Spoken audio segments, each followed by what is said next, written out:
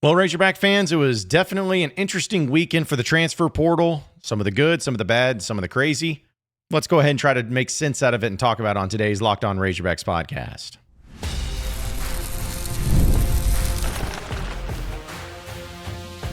You are Locked On Razorbacks, your daily podcast on the Arkansas Razorbacks. Part of the Locked On Podcast Network, your team every day.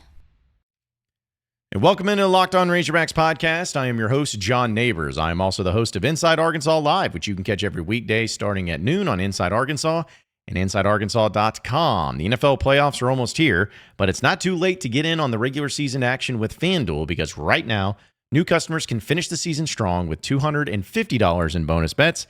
If your first $5 bet wins, visit FanDuel.com to get started. Hope everybody's having a wonderful Monday, as it's going to be an interesting week this week since it is Christmas in the middle of the week. I always felt like Christmas does not need to be on a Wednesday. Kind of throws everything off. But either way, it's going to be a great week, and hopefully everybody have safe travels and be able to spend time with your loved ones and get some great gifts and enjoy yourselves. So it's going to be a great week for that. But I want to talk about a few things in today's podcast. We'll get into some basketball talk and also some college football playoff talk. But I wanted to talk opening, at least, with dealing with the latest in the Razorback transfer portal. There's a few things that happened from the weekend that was honestly pretty good, in my opinion. There's some things that is maybe not as good, or at least may not be a huge deal. And then there's other stuff that's been pretty crazy.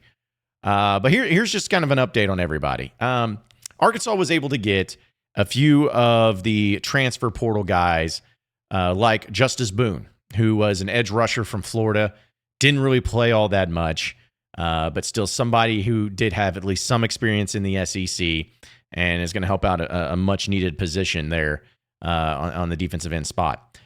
You also had Cincinnati cornerback Jordan Young, who I was really impressed by. I really liked him and what he was being able to add into the mix, as well as Eastern Michigan safety, one of the best names you'll ever hear, Quintavious Scandrett. I mean, come on. There's no better name than that. But yeah, so you had Jordan Young, who actually started his career, I believe, at Florida anyways, then went to Cincinnati and now is transferring into Arkansas. Before we get into some of the other guys, I want to say this. I am really impressed, and I am actually feeling pretty good about what Arkansas did in the secondary. Arkansas was able to do a few things where they lost a bunch of players, and we know that they're going to try to fill them with bodies and everything. But I actually think they got high-quality guys. I think getting somebody like a cornerback in Jordan Young is somebody who's going to start right away, step right in and really make an impact. And also the safety position with Quintavious Scandrett. I mean, he's 6'3", 200 pounds. He's a quintessential size, at least in my opinion, of what a safety should be in the SEC. He's really good at wherever he's been. He's graded out pretty high. And so I like what they did. I really did. I've liked what they've done so far with the secondary, and want to give them a big thumbs up to that. They also were able to add in New Mexico State running back Mike Washington, who I'm not saying came out of nowhere, but it was definitely one of those where you had a bunch of players that you were thinking about and looking at in the running back position of who could end up being the guy, and that's who it ended up being. Let's see, you had a few other ones too, like David Oak just technically happened on Friday instead, and that was still a nice get for Arkansas. But yeah, they're just starting to build it together. They're starting to build it together and get it in positions of need and everything. But the specific one I wanted to bring up was the running back position, because Mike Washington, he's 6'2", 215 pounds. If you look at 24/7 Sports, he was rated out as a 2-star coming out of high school. Doesn't really have a rating there in the side of things for the transfer portal, but he's actually from New York, from Cicero. So, which is interesting, because then he originally started as a wide receiver and then moved over to running back. And so, yeah, it's a guy that you want to get in a body. But the biggest thing that happened, and maybe the most wild thing that ended up happening, was the fact that you had Braylen Russell. Yes, Braylen Russell decide that he wants to return to Arkansas and withdraw his name from the transfer portal again for the 18th time, it seems like. It's not really that, but he is back at Arkansas. That news was leaking out a little bit Friday night.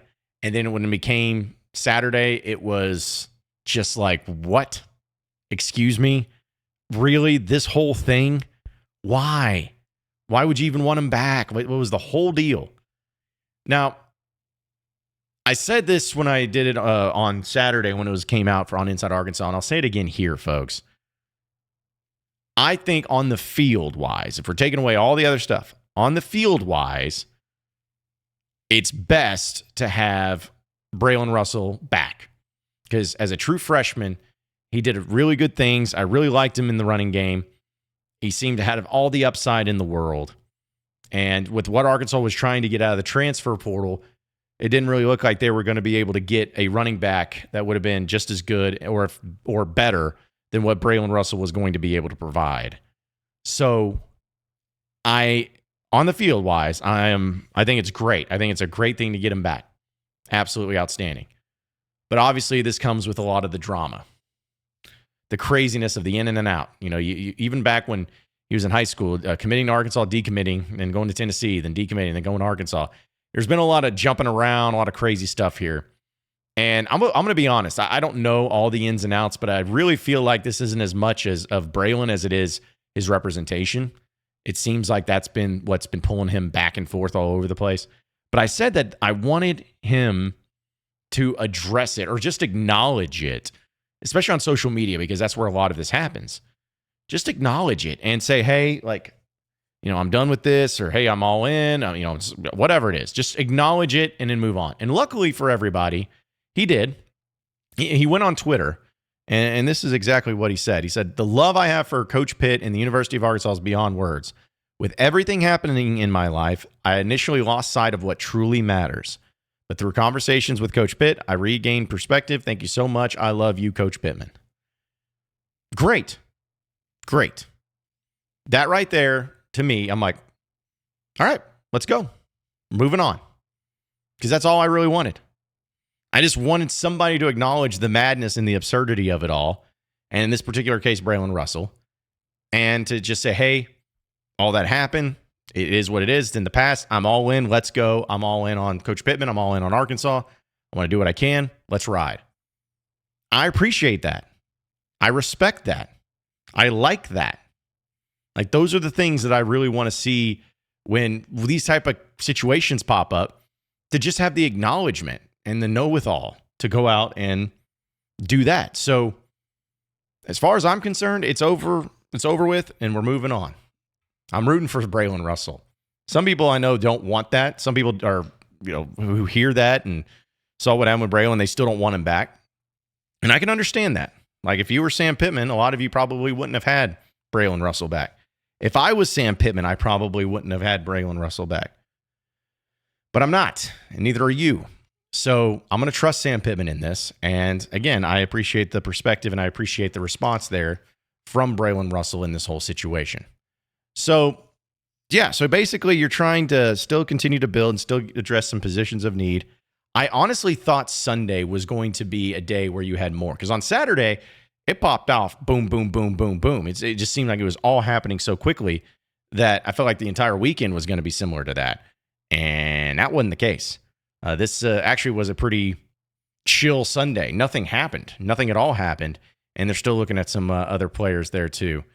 But yeah, so just to kind of recap of everything too, of the players that they added and all of that. We're talking about Justus Boone, 6'4", 266, the edge rusher who's transferring from Florida. He was the 26th overall edge rusher in the portal. He chose Arkansas over Oklahoma State and Houston. And he also canceled trips to Mississippi State and UNLV. And also Jordan Young, as we talked about, he's one that was really, people are really excited about, because he's a veteran corner and everyone believes he's going to be the one that takes place of Jalen Braxton. Very much has a great connection there with Travis Williams being that secondary guy. And he had 35 tackles, 5 pass breakups, and a tackle behind the line for Cincinnati last season. So you get him. You got Washington, who's 6'2", 228, according to 24/7 Sports. He had 787 yards last year, 9 touchdowns. And so you got him. And yeah, that's what It's what it's starting to look like. It's what's starting to put into place. But there was some things that you missed out on. Jamal Jarrett, who is the big defensive tackle transfer from Georgia, felt really good about him. 6'5", 350. He was stupid good, and would have really helped out. Honestly, it felt good about Arkansas's chances, but he ended up signing with USC. And so that was kind of a blow. You also missed out on Jordan Dwyer, who was the 1,100-yard wide receiver. He ended up signing with Kendall Briles and TCU. Hate to see that. I was really big on Dwyer. That Dwyer with he had that big body and just looked the part and was kind of one of those quintessential perfect type fits for the Bobby Petrino offense. But again, according to 24/7 Sports, here's a few of the guys that you're waiting on, just to kind of see what's going on. You got the transfer safety Adrian Maddox from UAB. You got Ole Miss interior offensive lineman Kavion Broussard, which I think is going to end up at Arkansas.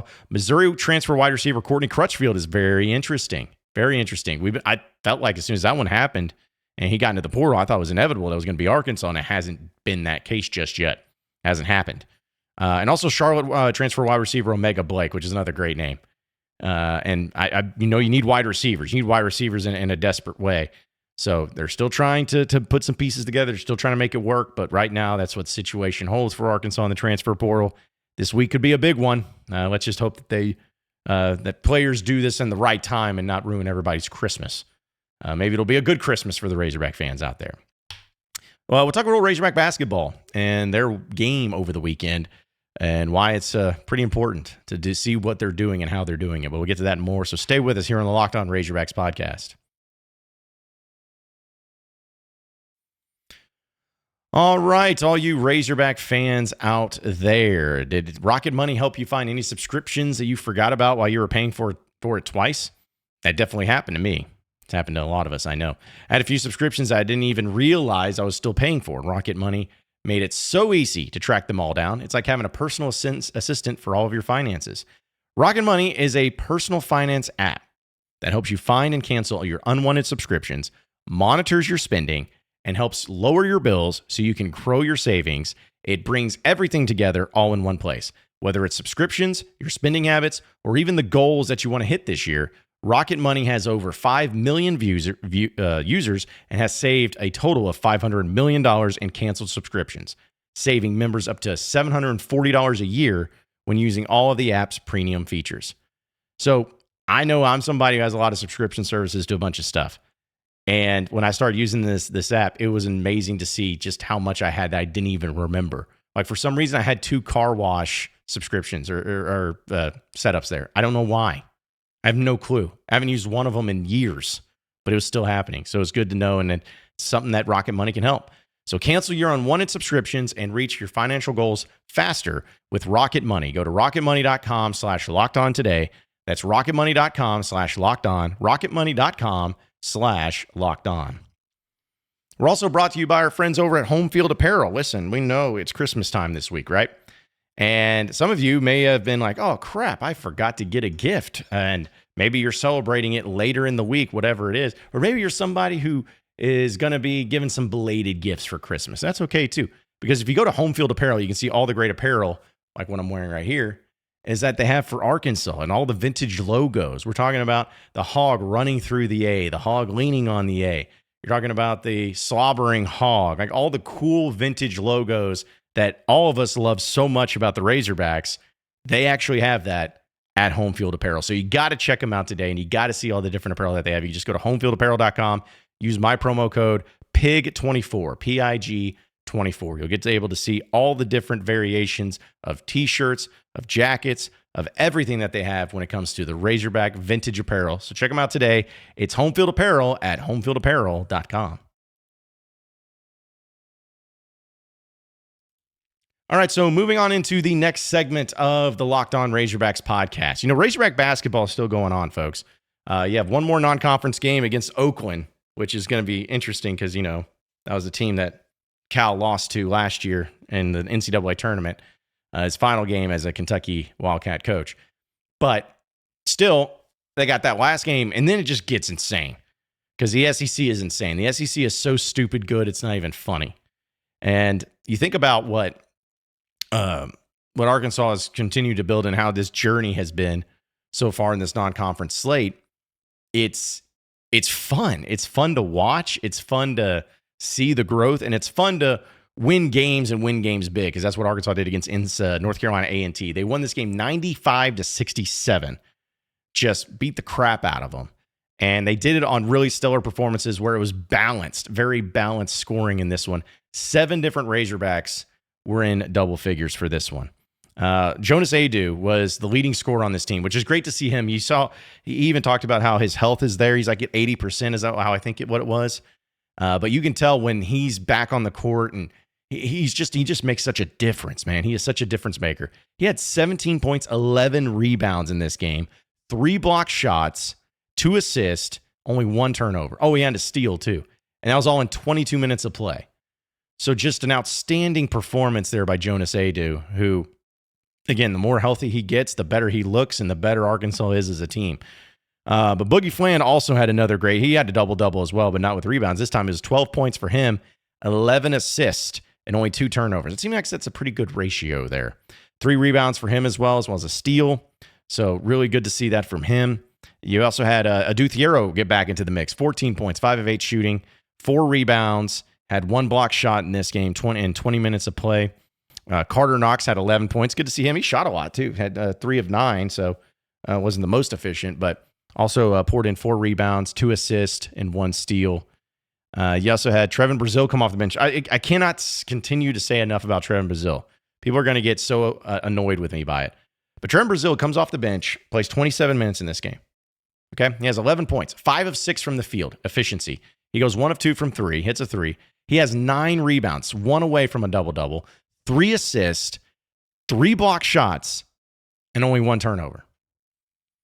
That is outstanding. That is the type of stuff that you want to see, efficiency from Trevin Brazile. And I really feel like he's finding his role on this team, which really excites me. So good to see that from him. DJ Wagner also had double-digit points. He had 10 points, 3 of 8 shooting, 4 rebounds, 3 assists in this one. Also had a block shot in that. And then another thing, too, was for double-digit was Billy Richmond. I always liked Billy Richmond. He seems like the wild card out there every time he gets out there, where he just hustles and plays really hard. But 10 points for him, 4 of 6 from the field. Had 5 rebounds, 3 assists, 1 block, and 2 steals. So really liked what Billy Richmond was able to provide there and to get it going. So just an overall great performance by Arkansas. You know, it's not like it's going to set the world on fire for going out there and having a team like North Carolina A&T coming to Bud Walton Arena and Arkansas just blow them out. But it's about the improvement. It's about the journey. And you can tell that this team is getting better. And that's what excites me. However, I don't know where they stand in the rest of the SEC, because the SEC is, again, just so stupid good. We really don't know what it's going to look like. We don't know what it's going to be like. It could change on a dime at any time. But Arkansas opens up SEC play on the road against number 1 Tennessee. So, yeah, definitely got their work cut out for them. But they got one more game against Oakland to kind of really get themselves ready and hyped up for SEC play, and then it gets real. So, again, I'm happy with what this team is doing. I'm happy with the direction. I'm happy with the development. I'm happy with Jonas Aidoo getting healthy. And it's amazing what this team is able to do once everybody's healthy. You know, Big Z has dealt with some injury. He also had 8 points in this one, 4 of 12 from the field. But, you know, he's been dealing with injury. Aidoo has been dealing with illness. Trevin Brazile's been dealing with injury. We know Jonas Aidoo, like, when they're healthy and they're playing together, you see the talent. You see it's there. I just hope and pray that they continue to get better. They got to shoot from 3 better. They only shot 6 of 24. It's 25%. So definitely need to do better on that front. But they're making their free throws. They didn't have a whole lot of turnovers in this game. Only 6 turnovers with 26 assists. That's pretty good. 9 block shots. Are you kidding me? Only 4 steals, which is kind of a low number comparatively speaking to where they're at. So I really like what they're doing. I want to continue to see them grow. But we're getting closer, folks. We're getting closer to this team really showing what they're made of once the SEC comes around and they open up against Tennessee. But we'll talk a little college football playoff, because the first round ever of the 12-team playoff in college football happened. What did I think? Well, I'll discuss it on the other side of the break, so stay with us. All right, all you Razorback fans out there, the NFL playoffs are almost here, but it's not too late to get in on the regular season action with FanDuel, America's #1 sports book. Because right now, new customers can finish the season strong with $250 in bonus bets if your first $5 bet wins. FanDuel has so many ways for you to pick up a W, which you got to bet on all the different players, and you can do it in college football, you can do it in the NFL, you can do it with the parlays. They have everything that you could possibly want, whether it's the players you want to have score a touchdown, how many points the other team will score, and so much more. So just visit FanDuel.com to join today. That's FanDuel.com for your chance to win and to get $250 in bonus bets with your first $5 bet. Make every moment more with FanDuel, an official sportsbook partner of the NFL. All right, so final segment here on the Locked On Razorbacks podcast. The playoffs happened, the very first round of the college football playoffs. You had Notre Dame and Indiana, Clemson and Texas, SMU and Penn State, Ohio State and Tennessee. You had seeded teams. You had ones that people felt like were improperly seeded, that maybe one of them would be able to go out there and do an upset and maybe really rock the college football world and landscape. And you didn't. You really didn't. The closest game was Indiana-Notre Dame on Friday night. That was 27-17. Notre Dame won. And it really wasn't even that close. Indiana scored 14 points in the fourth quarter, but it was all Notre Dame in full control. That was the closest game. Texas beat Clemson 38-24. Clemson had a chance there in the end, but Texas just big second quarter with 21 points, kind of put it away, and it was too much to overcome. Penn State beat the crap out of SMU 38-10.